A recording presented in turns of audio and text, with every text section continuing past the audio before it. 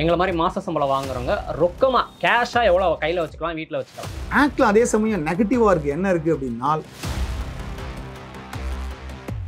ஆன்லைன்ல நம்ம டிரான்சாக்ஷன் பண்றது அதிகமாயிருச்சு. அப்ப ஆன்லைன்ல நம்ம டிரான்சாக்ஷன் பண்றோம் அப்படின்னா அதிகபட்சம் அதுல எவ்வளவு பண்ணிக்கலாம்? ஜிபே வச்சுக்கிட்டு தான் அவங்க என்ன சொன்னாங்க, நீ இவ்வளவு பேங்க் டிரான்சாக்ஷன் இருக்க, ஆனா நீ இன்கம் டாக்ஸும் கட்டல, நீ ஜிஎஸ்டியும் கட்டல அப்படிங்கிறதுனால தான் பிடிச்சாங்க.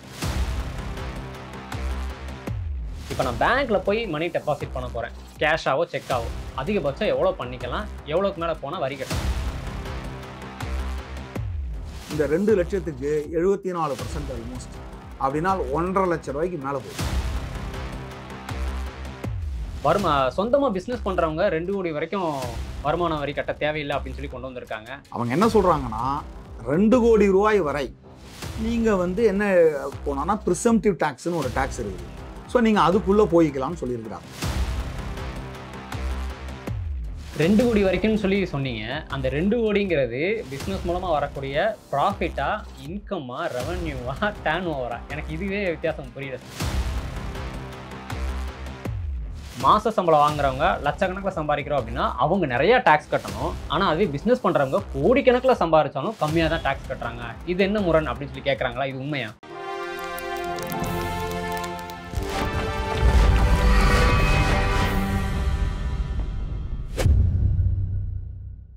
வெல்கம் டு மெய்ப்பொருள். நியூ இன்கம் டேக்ஸ் பில் கொண்டு வந்துட்டாங்க. இனிமேல் மாத சம்பளம் வாங்குறவங்க ரொக்கமாக பணம் எவ்வளோ கையிலையோ இல்லை வீட்டிலே வச்சுக்கலாம். அதே மாதிரி பேங்க்கில் எவ்வளோ டெபாசிட் பண்ணிக்கலாம். இப்போ ஆன்லைனில் டிரான்சாக்ஷன் பண்ணுறது அதிகமாகிருச்சு. அப்போ ஆன்லைனில் எவ்வளோ அதிகபட்சமாக டிரான்சாக்ஷன் பண்ணிக்கலாம்? முக்கியமாக சொந்தமாக தொழில் பண்ணுறவங்க இனி எவ்வளோ வரி கட்டணும்? அதே நேரத்தில் மாத சம்பளம் வாங்குறவங்களோட உண்மையிலேயே சொந்தமாக தொழில் பண்ணுறவங்களுக்கு வரி கட்டுறதுல சாதகமான விஷயங்கள் இருக்குதா? இப்படி மொத்தமாக, அதாவது இன்கம் டேக்ஸ் பில் பற்றி மொத்தமாக சுப்பிரமணியன் அண்ட் அசோசியேட் ஃபவுண்டர் திரு சுப்பிரமணியன் சார்ட்ட டீட்டெயிலாக கேட்டு தெரிஞ்சுக்கலாம். வணக்கம் சார். வணக்கம் சார். வணக்கம். ஏற்கனவே இன்கம் டேக்ஸ் ஆக்ட் இருக்குது, பல ஆக்ட் இருக்குது. எதுக்காக புதுசாக நியூ இன்கம் டேக்ஸ் பில் அப்படிங்கிற ஒரு சட்ட மசோதா கொண்டு வரணும்? அதாவது புதுசாக ஏன் இந்த இன்கம் டேக்ஸ் ஆக்ட் வந்ததுன்னா, இப்போ நம்மகிட்ட இருக்கிற ஆக்ட் 1961 இன்கம் டேக்ஸ் ஆக்ட். இதுக்கு முன்னாடி ஒரு ஆக்ட் இருந்தது 1922 இன்கம் டேக்ஸ் ஆக்ட். ஸோ அதுக்கப்புறம் 1961. அதுக்கப்புறம் இவ்வளோ இயருக்கு அப்புறம் இப்போ என்ன கொண்டு வராங்கன்னா 2025 அப்படிங்கிறத கொண்டு வராங்க. இது காரணம் என்னென்னா, இதுக்குள்ளே நிறைய சேஞ்சஸ் நடந்திருக்கு. இப்போ கிரிப்டோ கரன்சின்னு ஒன்று வந்திருக்கு. 1961 ஆக்டில் அதை பற்றி கொண்டு வர முடியாது. ஸோ இதேமாரி பல்வேறுபட்டு மாறுபாடுகள் இருக்கிறது. ஸோ அது ஒரு காரணம். ரெண்டாவது, பழைய ஆக்டில் தேவையில்லாத செக்ஷன்லாம் நிறையா இருந்தது. ஸோ அதெல்லாம் ரிமூவ் பண்ணியிருக்கிறாங்க. கொஞ்சம் லாங்குவேஜை கொஞ்சம் சிம்பிளிஃபை பண்ணியிருக்கிறாங்க. அது ரொம்ப இம்பார்ட்டன்ட். ஒரு செக்ஷனை படிச்சிங்கன்னா அந்த இடத்திலே அதுக்கான எல்லா ரெலவெண்ட் இதெல்லாம் கொடுத்து பண்ணியிருக்கிறாங்க. ஸோ அதனால் ஒரு சிம்பிளிஃபை பண்ணுறதுக்கான ஒரு முயற்சியை இந்த அரசாங்கம் எடுத்திருக்கிறது. புது சட்டம் எதுக்கு கொண்டு வந்திருக்காங்க அப்படின்னு சொல்லிட்டீங்க.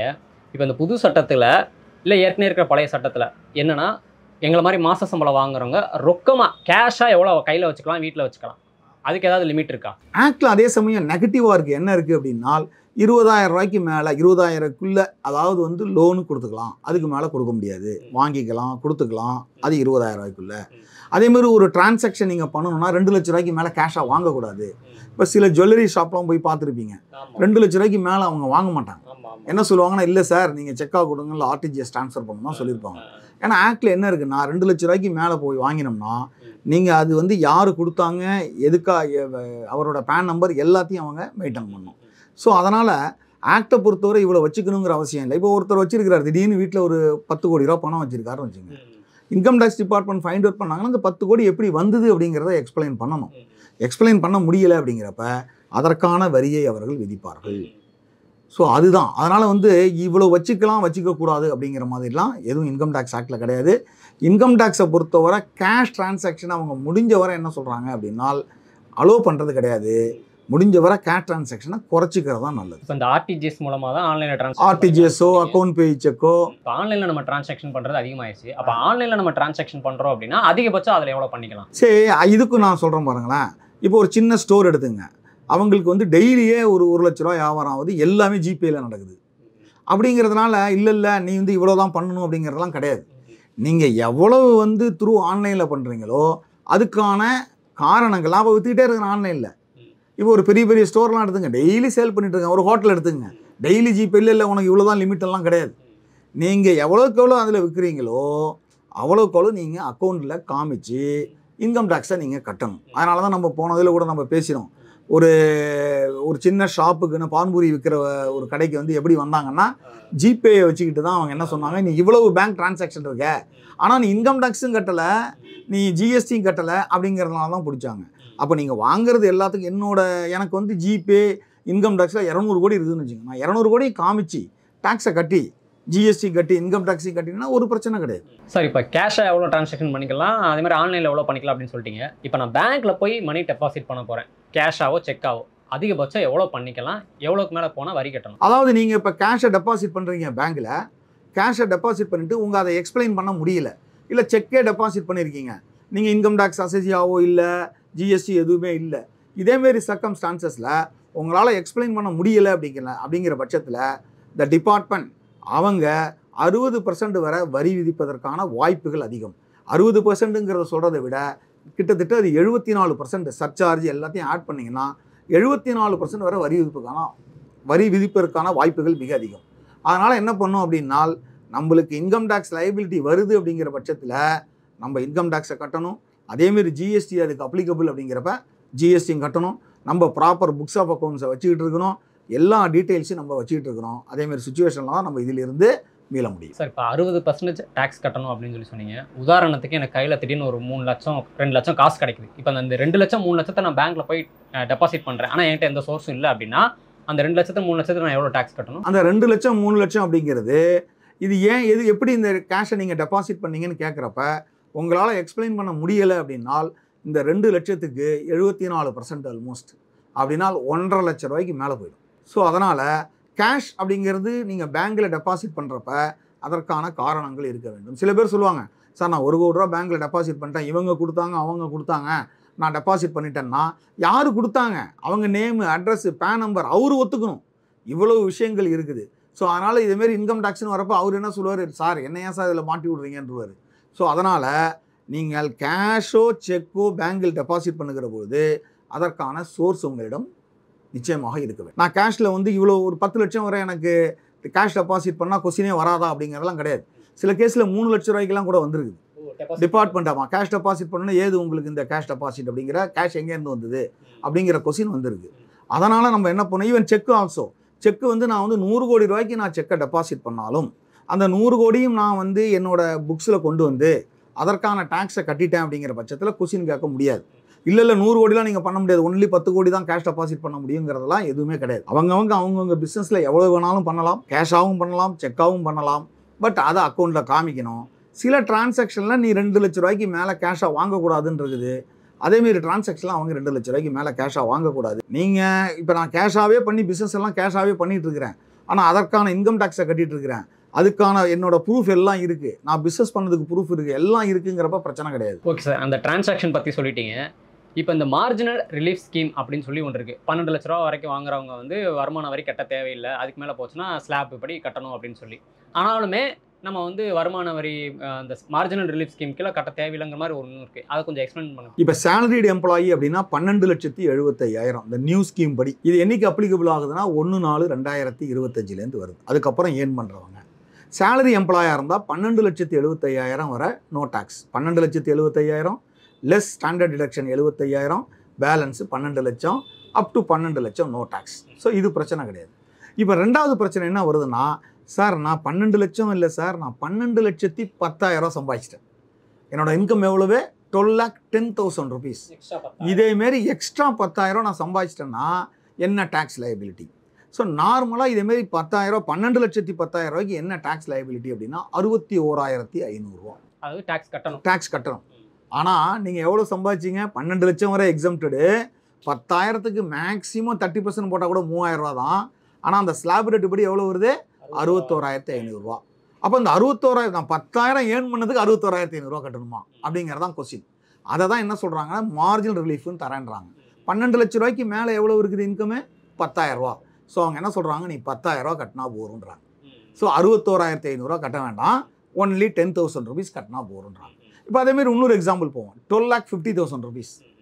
12,50,000 ரூபாய்க்கு எனக்கு டேக்ஸ் எவ்வளோ வரும் அப்படின்னா கிட்டத்தட்ட 67,500 ரூபா வரும்.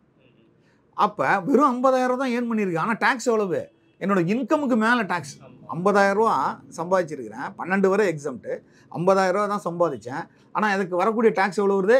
67,500. அதுக்கு என்ன சொல்கிறாங்க, இல்லை மார்ஜினல் ரிலீஃப் உங்களுக்கு என்ன அப்படின்னா நீங்கள் 50,000 ரூபா கட்டினா போதும், 12,50,000. இப்போ அடுத்தது இன்னொரு எக்ஸாம்பிள் எடுத்துப்போம், 12,75,000 எடுத்துப்போம். ஸோ ஃபஸ்ட்டு என்ன சொன்னால் 12,70,000 எடுத்துப்போம். 12,70,000 என்ன டேக்ஸ் வருது அப்படின்னு பார்த்தீங்கன்னா 70,500 வருது.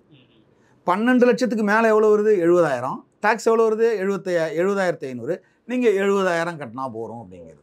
இப்போ அடுத்தது வாங்க, 12,75,000. ஏன்னா இதை வந்து நிறைய கேட்டிருந்தாங்க, வேற நீங்கள் சொன்னீங்க. 12,75,000க்கு 12 லட்சத்துக்கு மேலே எவ்வளோ இருக்குது? 75,000. டேக்ஸ் எவ்வளோ வருது? 71,250. 12,75,000க்கு டேக்ஸ் எவ்வளோ வருது? 71,250. இந்த 12 லட்சத்துக்கு மேலே எவ்வளோ இருக்குது? 75,000. அதுக்கு மேலே போயிடுது. அதனால் நீங்கள் கட்ட வேண்டிய டேக்ஸு 71,250 ரூபா. ஸோ 12,75,000 பார்த்தீங்க அப்படின்னா அந்த மார்ஜினல் ரிலீஃபுங்கிறது கிடைக்காது. அதுலேருந்து ஆக்சுவல் என்ன டேக்ஸோ அது வர ஆரம்பிக்கும். நீங்கள் சொல்லிட்டீங்க 12,75,000 வரைக்கும் இது மார்ஜினல் ரிலீஃப் ஸ்கீம் வந்து அப்ளிகபிள் ஆகும்ட்டு. இப்போ ஸ்டாண்டர்ட் டிடக்ஷன் ஒரு 75,000 கொடுத்துருக்காங்கல்ல, இப்போ 12 லட்சத்தி இப்போ 13 லட்சம் நான் வாங்குறேன்னு வச்சுக்கோங்க, அது எப்படி பிரியும்? ஸோ இப்போ 13 லட்சம் நீங்கள் வாங்குறீங்கன்னா சேலரிட் எம்ப்ளாயாக இருந்தீங்கன்னா 13 லட்சத்தில் 75,000 எவ்வளவு? இப்போ 75,000 கழிங்க ஸ்டாண்டர்ட் டிடக்ஷன், பேலன்ஸு 12,25,000. ஸோ 12,25,000 என்ன டேக்ஸ்ன்னு பார்க்கணும். 12,25,000 சே ஃபார் எக்ஸாம்பிள், நான் எக்ஸாக்டாக சொல்லலை, சே ஃபார் எக்ஸாம்பிள் 59,000 இருக்குதுன்னு வச்சுங்க, நீங்கள் 25,000 கட்டினா போதும். ஸோ 12 லட்சத்துக்கு மேலே எவ்வளோ இருக்குது? 25,000.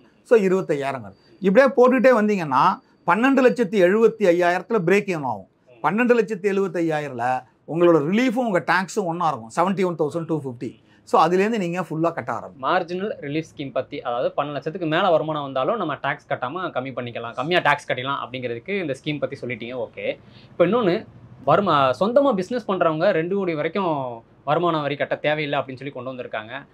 அப்போ அதில் என்ன சார் ப்ளஸ் இருக்கா மைனஸ் இருக்கா? நான் பிஸ்னஸ் பண்ண போகிறதில்ல, எனக்கு என்ன இதில்? அதாவது பிஸ்னஸ் பண்ணுறவங்களுக்கு 2 கோடி ரூபா வரை டேக்ஸ் கட்ட வேண்டாம்னு எங்கேயுமே சொல்லலை. நியூ இன்கம் டேக்ஸு பில்லுலேயும் கிடையாது, ஓல்டு இன்கம் டேக்ஸ் ஆக்ட்லேயும் கிடையாது. அவங்க என்ன சொல்கிறாங்கன்னா 2 கோடி ரூபாய் வரை நீங்கள் வந்து என்ன போனோன்னா ப்ரிசம்டிவ் டேக்ஸ்னு ஒரு டேக்ஸ் இருக்குது. ஸோ நீங்கள் அதுக்குள்ளே போய்க்கலாம்னு சொல்லியிருக்கிறாங்க. இந்த ஃபினான்ஸ் பில்லையும் அதை என்ன சொல்கிறாங்க, 5 கோடி ரூபா வரை நான் எக்ஸ்டெண்ட் பண்ணுவேன் அப்படின்றாங்க. ஏற்கனவே 2 கோடியிலேருந்து 3 கோடி வரை இருக்குது. அதாவது என்ன ப்ரிசம்டிவ் ஸ்கீம் அப்படின்னா, இந்த 2 கோடி ரூபா தான் என்னோட ஏர்னிங் அப்படின்னா, அதாவது 1 கோடி ரூபாய்க்கு மேலே போனால் நீங்கள் ஆடிட்டர்கிட்ட போய் சர்டிஃபை பண்ணணும், சர்டிஃபிகேட் வாங்கணும், நான் புக்ஸ் எல்லாம் மெயின்டைன் பண்ணியிருக்கிறேன் அப்படின்னு சொல்லிட்டு சர்டிஃபிகேட் வாங்கிட்டு நீங்கள் டேக்ஸ் ஆடிட் ரிப்போர்ட்டுன்னு ஒன்று ஃபைல் பண்ணணும். அதை என்ன பண்ணியிருக்காங்க, இந்த ஸ்மால் டீலர்ஸ்லாம் அதெல்லாம் பண்ண முடியாதுங்கிறதுனால அவங்களுக்கு ஒரு ஆப்ஷன் கொடுக்குறாங்க. என்ன ஆப்ஷன்? 12 கோடி, அதாவது 2 crores உன்னோட turn over up to 2 crores இருந்ததுன்னா நீங்கள் அதில் எல்லாமே செக்காக வாங்கினீங்கன்னா அந்த 2 crore இன்ட்டு 6% 12 லட்சம் ரூபா, அதுதான் உங்களோட இன்கம். இப்போ 2 crores 6% எவ்வளவு? 12 லட்சம். உங்களோட நியூ ஸ்லாப் ரேட்டு படி டேக்ஸ் எவ்வளவு? 12 லட்சம் வரை டேக்ஸ் கிடையாது. ஸோ உங்களுக்கு டேக்ஸே கிடையாது 2 crores. இப்போ சப்போஸ் இல்லை சார் நான் வந்து செக்கெல்லாம் வாங்கலை, கேஷும் இருக்குது செக்கும் இருக்குது அப்படின்னீங்கன்னா கேஷ் போர்ஷனுக்கு 8%, செக் போர்ஷனுக்கு 6%. ஸோ அப்போ இது வந்து ஒரு ப்ரிசம்டிவ் டாக்ஸேஷன் தான். எங்கேயுமே அப் டு 2 crores வந்து டேக்ஸ் கிடையாதுன்னு சொல்லலை. என்ன சொல்கிறாங்க அப்படின்னா அப் டு 2 crores இருக்கிறவங்க ப்ரிசம்டிவ் அப்படிங்கிற ஒரு இன்கம் ஸ்கீம்குள்ளே போகலாம். ப்ரிசம்டிவ் ஸ்கீம் அப்படின்னு என்னென்ன அர்த்தம்னா, நீங்கள் ஏர்ன் பண்ணாது உங்களோட டர்ன் ஓவரில் நீங்கள் 6%ஓ 8%ஓ இன்கமாக காமிச்சிக்கலாம். அந்த இன்கம்லேருந்து நீங்கள் திருப்பி என்ன பண்ணிக்கலாம், 80Cலாம் கிளைம் பண்ணிக்கலாம், தப்பு கிடையாது. நீங்கள் நியூ ஸ்கீமில் இருந்தீங்கன்னா ஒன்றும் கிடையாது, ஃபைல் பண்ணிடலாம். That's all. அந்த 12 லட்சத்துக்கு நோ டேக்ஸு, 13 லட்சமாக இருந்தால் அதுக்கு என்ன டேக்ஸு, 14 இருந்தால் அதுக்கு என்ன டேக்ஸுன்னு நீங்கள் டேக்ஸ் கட்ட வேண்டியது. 2 கோடி வரைக்கும்னு சொல்லி சொன்னீங்க. அந்த 2 கோடிங்கிறது பிஸ்னஸ் மூலமாக வரக்கூடிய ப்ராஃபிட்டா, இன்கம்மா, ரெவன்யூவா, டர்ன் ஓவரா? எனக்கு இதுவே வித்தியாசம் புரியல sir. Turn over, cross receipts அப்படிங்கிறது நீங்கள் என்ன சேல் பண்ணுறீங்க ஆர் சர்வீஸ் ரெண்டர் பண்ணுறீங்க, அதுதான் கிராஸ். அப்படின்னு என்ன அர்த்தம்? நான் உங்களுக்கு ஒரு பொருளை 1 கோடி ரூபாய்க்கு விற்கிறேன், it is called turnover, it is called revenue. 1 கோடி ரூபாய்க்கு நான் உங்களுக்கு விற்றுருக்கிறேன். அதேமாரி நான் 10 பேருக்கு விற்று இந்த வருஷம் 10 கோடி ரூபா டர்ன் ஓவர் பண்ணியிருந்தேன்னா it is called 10 crores turn over.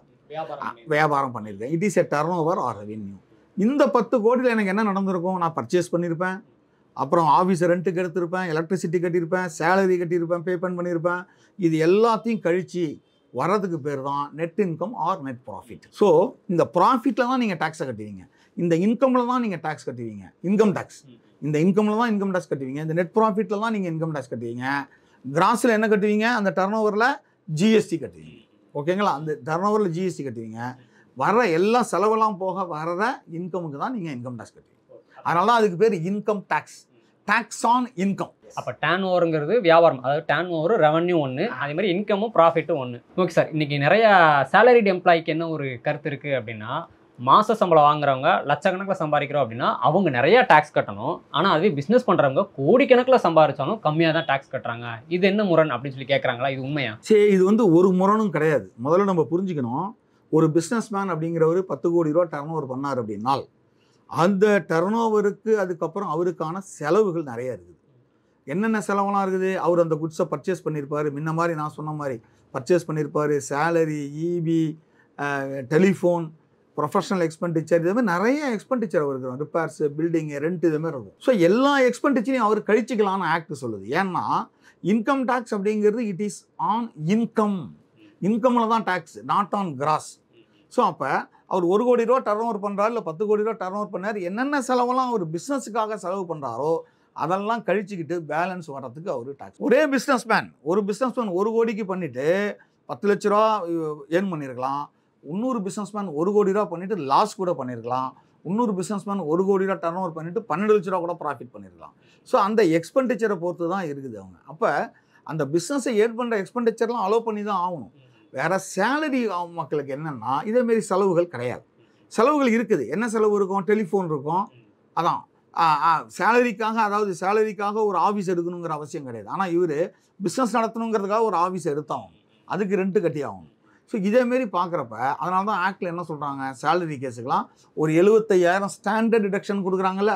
அந்த ஸ்டாண்டர்ட் டிடக்ஷன் எதுக்குன்னா நீங்கள் ஆஃபீஸ் போயிட்டு வர்ற அந்த ட்ராவலிங் எக்ஸ்பெண்டிச்சர் மற்றும் டெலிஃபோன் அண்ட் அதர் எக்ஸ்பெண்டிச்சருக்காக கொடுக்குறாங்க. அதை ரெஸ்ட்ரிக்ட் பண்ணியிருக்கிறாங்க. பட் இவங்களுக்கு ரெஸ்ட்ரிக்ட் பண்ண முடியாது. ஏன்னா இவங்களுக்கு பல்வேறுபட்ட செலவுகள் இருக்குது. அதுக்கெல்லாம் இவங்க ப்ரூஃப் காமிக்கணும். இவங்க வந்து போகஸாக வந்து இல்லை நான் இவ்வளோ தான் ஏர்ன் பண்ணலாம் சொல்ல முடியாது. அவங்க கேஸும் ஸ்க்ரூட்னி எடுக்கப்படும், டிபார்ட்மெண்ட்டால் வெரிஃபை பண்ணப்படும். அப்படி வெரிஃபை பண்ணி இல்லை இதெல்லாம் செலவே கிடையாதுன்னால் அதுக்கு முழுவதுமாக அவர்கள் டேக்ஸை லெவி பண்ணுவோம். அப்போ பிஸ்னஸ் பண்ணுறவங்களுக்கு இப்படி ஒரு கஷ்டம் இருக்குது, சுமைகள் இருக்குது அப்படிங்கிறது கண்டிப்பாக மக்கள் இப்போ புரிஞ்சுப்பாங்க அப்படின்னு சொல்லி நம்புகிறோம் சார். இப்போ என்னென்னா, இப்போ இந்த நியூ இன்கம் டேக்ஸ் பில்லில் வந்து இப்போ ஹெல்த் இன்சூரன்ஸ்க்கு வந்து 80C படி வரி விலக்கு கொடுத்துட்டு இருந்தாங்க. இப்போ அதை நீக்கிட்டாங்களா அந்த பில்லில்? அது முதல்ல அதுவும் வந்து தப்பு. 80C இருக்குது, ஓல்டு ஸ்கீம் இருக்குது. இந்த நியூ பில்லை பொறுத்தவரை ஓல்டு ஸ்கீம் இருக்குது, நியூ ஸ்கீமும் இருக்குது. அதேமாரி 80Cயும் கண்டினியூ ஆகுது, வேறு ஃபார்மில் கண்டினியூ ஆகுது. அதான் அதே தான் கண்டினியூ ஆகுது. யாருமே என்ன நினச்சிக்க கூடாது அப்படின்னா இந்த நியூ பில் வந்துச்சு அதனால் நம்ம லயபிலிட்டி இன்க்ரீஸ் ஆகிடுச்சு அப்படின்னு நினச்சிக்க கூடாது. ஸோ நியூ பில்லை பொறுத்தவரை இது என்றைக்கு வரப்போகுது? 1/4/2026 வரப்போகுது. ஆனால் February 2026 பட்ஜெட் போடுவாங்க. அந்த பட்ஜெட்டில் எவ்வளோ வர டேக்ஸ் இல்லைங்கிறத சொல்லுவாங்க. இப்போ எப்படி February 2025 1/4/2025 ஏர்ன் பண்ணுறவங்களுக்கு எப்படி அப் டு 12 lakhs கிடையாதுன்னு சொன்னாங்களோ அதே மாதிரி 1/4/2026 February 2026 பட்ஜெட்டில் 12 லட்சம் 15 லட்சம் ஆகலாம், ஆகாமலும் இருக்கலாம், குறையலாம், தெரியாது. ஸோ அதனால் இந்த நியூ பில்லுனால் எந்த விதமான டேக்ஸ் மாறுபாடும் கிடையாது. இப்போ நான் டேக்ஸ் ஃபைல் பண்ணணும்னு நினைக்கிறேன், ஆனால் ஏதோ தப்பாக பண்ணிட்டேன் அப்படின்னா என்ன ஆகும்? அதே நேரத்தில் இப்போ டிலே ஆகுச்சு, ஃபைல் பண்ணுறதுக்கே டிலே ஆகுது அப்படின்னா அப்போ என்ன ஆகும்? அதாவது நீங்கள் தப்பாக பண்ணிட்டீங்க அப்படின்னா இன்கம் டேக்ஸ் ரிட்டர்னை தப்பு எல்லாருக்குமே நடக்கும். ஸோ அதனால் நடக்கலாம். அதேமாதிரி தப்பு பண்ணிட்டீங்க அப்படின்னு உங்களுக்கு தெரிஞ்சதுனால் நீங்கள் அந்த ரிட்டர்னை ரிவைஸ் பண்ணலாம். இது ஓல்டு இன்கம் டேக்ஸ் ஆக்ட்லேயும் இருக்குது, இந்த நியூ பில்லுலேயும் இருக்குது. ஸோ அதனால் நீங்கள் உடனே அதை கரெக்ட் பண்ணிக்கலாம். அதில் ஒன்றும் தப்பு கிடையாது. நீங்கள் உடனே கரெக்ட் பண்ணிக்கலாம். கரெக்ட் பண்ணிக்கிட்டு அந்த ரிட்டர்னை நீங்கள் ஃபைல் பண்ணலாம். சிஸ்டத்துலேயும் அக்செப்ட் பண்ணிக்கும், டிபார்ட்மெண்ட்டும் அக்செப்ட் பண்ணிப்பாங்க. ஒன்றும் பயப்பட வேணாம். நான் வந்து தப்பாக பண்ணிட்டேன், அதுக்கப்புறம் என்னால் அதை ரிவைஸ் பண்ண முடியாதோ அப்படிங்கிறதெல்லாம் கிடையாது. நீங்கள் ரிவைஸ் பண்ணலாம். ஸோ அதுக்கப்புறம் சில பேர் நான் ரிட்டர்னே ஃபைல் பண்ணவே இல்லை சார், எனக்கு என்ன வாய்ப்பு, நான் இனிமேல் பண்ணவே முடியாது அப்படின்னா கிடையவே கிடையாது. அதாவது வந்து நீங்கள் 2 வருஷம் இந்த அப்டேட்டட் ரிட்டர்ன் அப்படிங்கிறத ஃபைல் பண்ணலாம். இப்போ இந்த லேட்டஸ்ட் ஃபினான்ஸ் பில்லில் என்ன சொல்லியிருக்கிறாங்கன்னா 2024 that can be extended to 4 yearsன்னு இருக்கிறாங்க. அப்போ 4 வருஷம். இப்போ 31/3/2023 ஃபைல் 24 ஃபைல் பண்ணாதவர் 24 ஃபைல் பண்ணலாம், 23 ஃபைல் பண்ணலாம், 22 ஃபைல் பண்ணலாம், 21 ஃபைல் பண்ணலாம். 4 வருஷம் வரை ரிட்டர்னை ஃபைல் பண்ணலாம். அதற்கு ஒரு கரஸ்பாண்டிங்காக அவங்க ஒரு நீங்கள் கட்டுற டேக்ஸில் 25%, அதுக்கு மேலே போனால் 50%, அதேமாரி ஒரு ஸ்லாப் வச்சுருக்கிறாங்க. அந்த டேக்ஸை நீங்கள் இன் அடிஷன் நீங்கள் கட்டுற மாதிரி இருக்கும்.